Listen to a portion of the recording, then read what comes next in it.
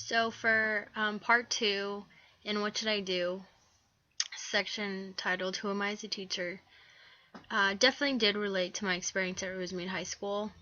So for example, looking at Lucy's story, when the author describes how she has a hard time, um, making decisions, in particular, not knowing what's right or wrong. It's hard because there's pros and cons to each side of the decision making. And just going off that, I feel like I definitely struggle with this as like a new teacher in the classroom. I mean, I feel it's human nature for us to want to have a definite yes, you're doing this correctly, no, you're not doing this correctly. And I know Ms. Band, my master teacher, constantly is reminding me, don't worry, everything's going to be okay. Trust me, things take time to for you to learn and get a hang of. And she's even said she thinks now this is her 6th year that she really got into her groove her 4th or 5th year of teaching. And she says, you may think you have it down, but you really don't, and you only learn as the years go on. Another characteristic I can relate to was violence. So when the author shares, violence is one especially for teachers who have had little experience with acts of violence themselves. I can definitely relate to this. Me, myself, I personally have not had a lot of experience. Gratefully, I've never really been in a fight. I've never been in that type of environment, whether it's school or at home. And just going off that with the second quote, violence is often connected with poverty, which is another reality of many urban settings and a challenge for teachers who come from middle class homes. That's definitely me. I come from La Verne, middle class. Just going off that, like I said, I grew up in La Verne. I went to school here my whole life. I went to Allen Avenue, my elementary, went to Ramona Middle School, Bonita High School, and student body in all these different schools was 90% white middle class. So I don't really have experience with a lot of diversity in the student population. And then just going off that, another characteristic with the whole violence, dilemma that Lucy has. I personally haven't had any experience, even in student teaching or my fieldwork hours at Rosemead.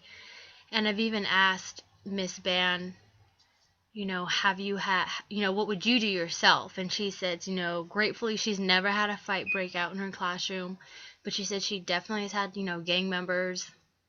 And she says, too, students know if they fight on campus, they will get in serious trouble, even with the police. So their mindset is to take everything off campus. So I think that's one thing to keep in mind when dealing with those situations. Another situation or dilemma I definitely related to was how this teacher, Elsie, felt about her students kind of assessing her if she was black enough.